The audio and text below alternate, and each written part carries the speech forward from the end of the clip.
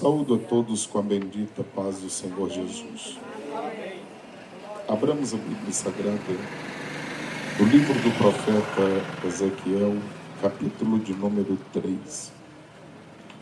Louvamos a Deus por essa oportunidade, pelo privilégio e bênção concedido ao irmão Rogério, uma Vilma, família, e acima de todos os benefícios, claro, como já foi dito nesta manhã, o primeiro deles, a salvação. É um projeto já de muito tempo, mas Deus, que sabe o momento certo, reservou para este tempo, porque talvez se fosse em outro tempo, as comemorações seriam muito diferentes. Mas nós louvamos a Deus, porque nós nos reunimos nesta manhã com a Igreja do Senhor representada para glorificarmos e bendizermos a Deus, porque nós compreendemos que tudo vem dele. E mesmo com toda a gratidão que está no nosso coração, nós queremos falar acerca da palavra, pensando que não são todos os dias que nós estamos assim, fora do templo, queremos pregar a palavra do Senhor nesta manhã, uma mensagem aparentemente evangelística. Capítulo de número 3, versículos de número 4 a 6, a Bíblia diz: E disse-me, filho do homem, vai e entra na casa de Israel e dize-lhes as minhas palavras. Porque tu não és enviado a um povo de estranha fala, nem de língua difícil, mas à casa de Israel. Nem há muitos povos de estranha fala e de língua difícil, cujas palavras não possas entender. Se eu aos tais te enviasse, certamente te dariam ouvidos. Amados irmãos e amigos que estão aqui nessa manhã, eu quero meditar com os irmãos, pensando nesse texto, onde a palavra de Deus deve estar e a quem nós devemos anunciá-la. Onde a palavra de Deus deve estar e a quem devemos anunciá-la. Algumas pessoas têm a Bíblia Sagrada como um amuleto, deixando-a aberta num criado mudo, na cabeceira da cama, numa estante, ou coisa parecida. Mas não é o lugar onde ela deve estar. Muitas pessoas às vezes a expõem, até mesmo em lugares, com versículos bíblicos lindos, como por exemplo, aquele que habita no esconderijo do Altíssimo, Salmo 91. Ou como o Salmo 23, o Senhor é o meu pastor e nada me faltará. Ou ainda Filipenses 4,13, quando diz, posso todas as coisas naquele que me fortalece. Mas às vezes nós colocamos em parte e nem sempre a palavra de Deus está onde deveria estar. E é por isso que o mundo vai de mal a pior. Por mais que nós nos questionemos e pensemos por que está desta ou daquela forma, mas às vezes é porque a palavra de Deus não está onde ela deveria estar.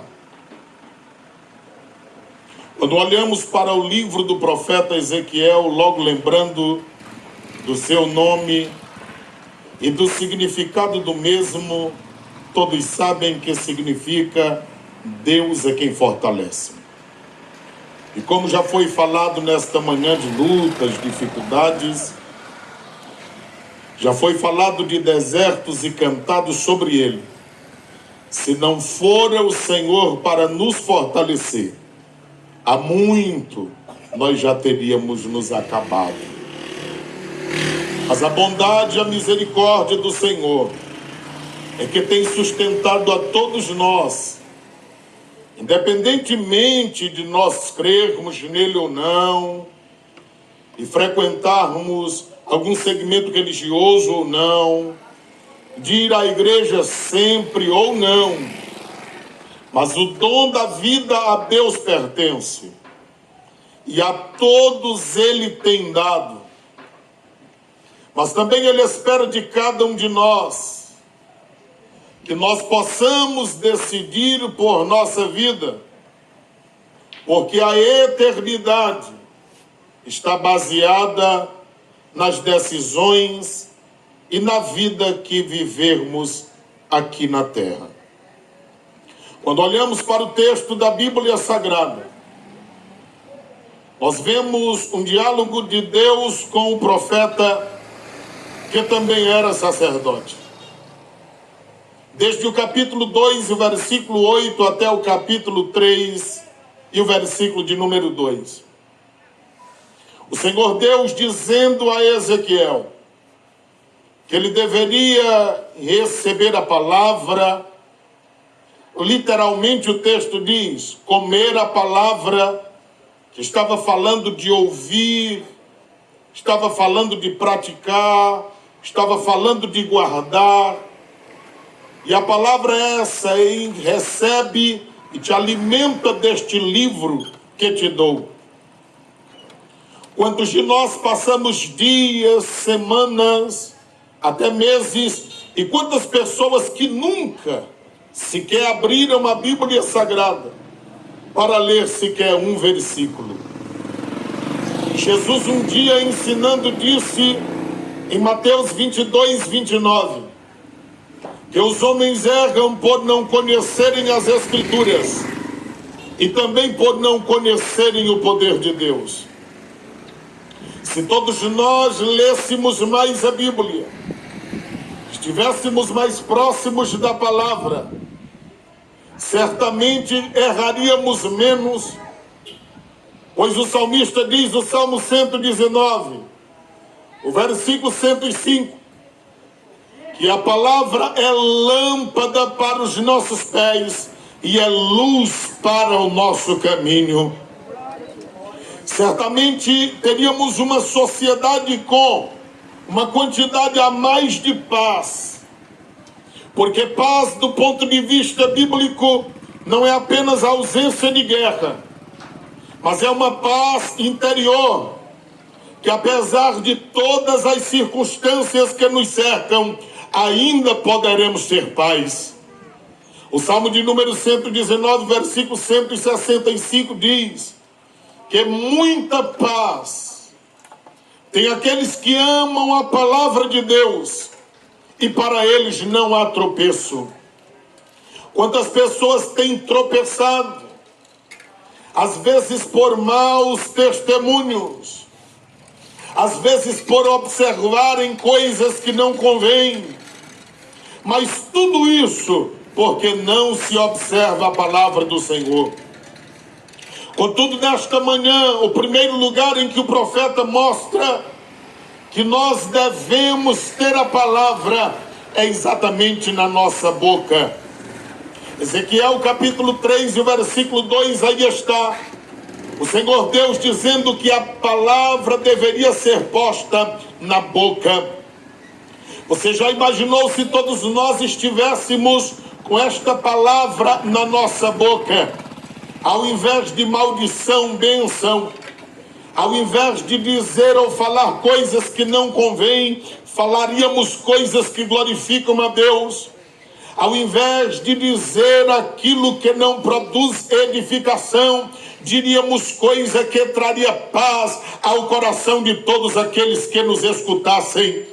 De forma que um dos lugares onde a palavra de Deus precisa e deve estar é na boca de todos os moradores da terra. A Bíblia diz no Salmo de número 24, que do Senhor é a terra toda a sua plenitude e também todos os que habitam na terra. Então tratemos de colocar em nossos lábios a palavra do Senhor nosso Deus, porque o lugar que ela deve estar é na nossa boca.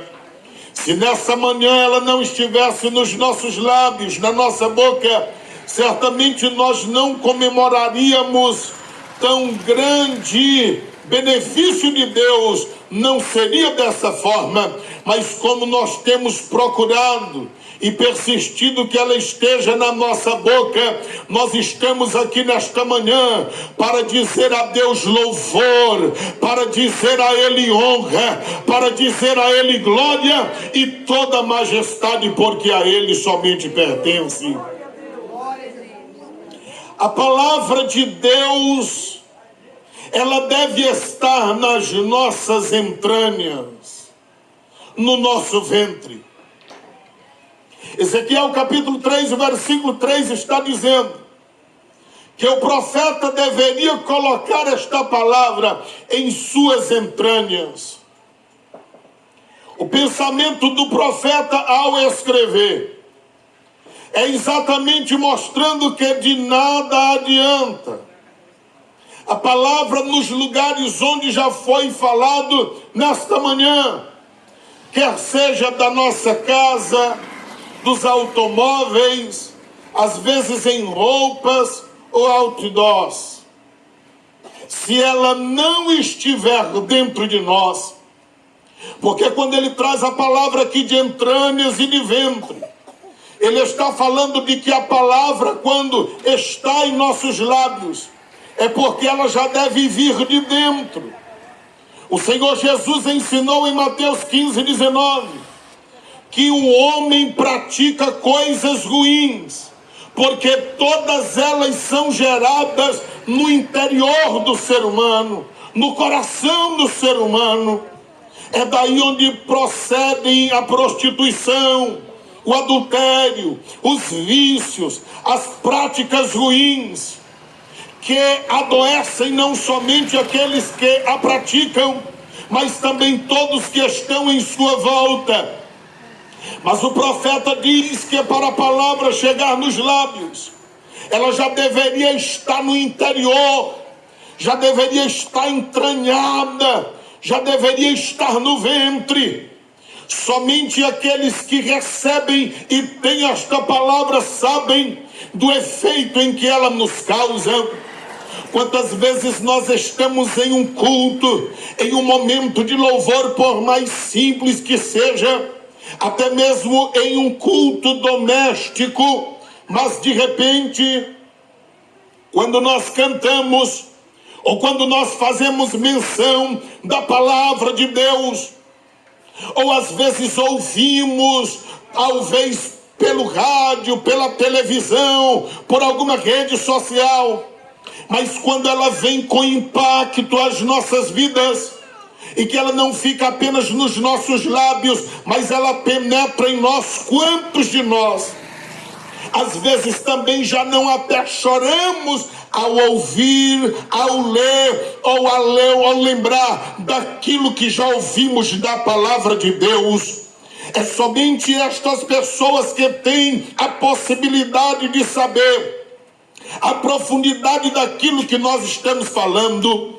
Até mesmo pessoas que não são crentes ainda, não fizeram a sua confissão de fé, às vezes amam ouvir a palavra de Deus, e nós louvamos a Deus por todos aqueles que estão atentos a esta palavra, mas eles lagrimejam os olhos, às vezes aplaudem depois por gostarem de ouvir a palavra, presenciar um culto. Sabe o que é isso? É porque a palavra está penetrando nas nossas entranhas e trabalhando em cada um de nós, pois esse é o trabalho do Espírito Santo de Deus na vida do ser humano, através da sua palavra. O profeta Ezequiel também mostra no versículo de número 10, que a palavra deve estar no coração.